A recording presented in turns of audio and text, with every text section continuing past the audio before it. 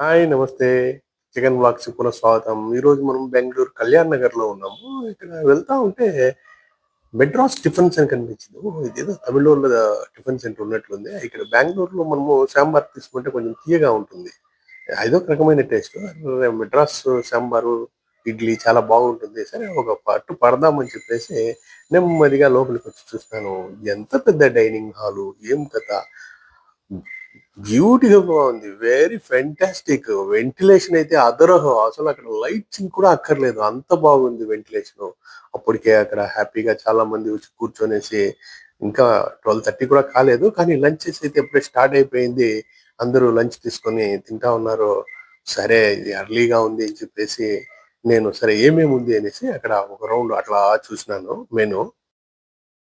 ఇక్కడ దోస ఐటెమ్స్ అయితే లెక్క లేకుండా ఉన్నాయి. మసాలా దోస అంట, పొడి దోస, ఆనియన్ దోస, ఊతప్పము, నెయ్యి దోస, కారం దోస లెక్క లేదు.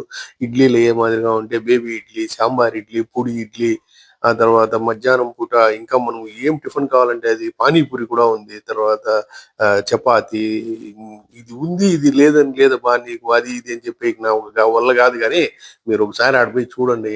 టేస్ట్ అయితే మాత్రము బ్రహ్మాండంగా ఉంది. వేరే లెవెల్ అనుకోండి. నేనైతే ఒక మంచి మసాలా దోస తినేసి బ్రహ్మాండంగా ఒక కాఫీ తాగిన. కాఫీ అయితే మాత్రము అద్భుతమబ్బా!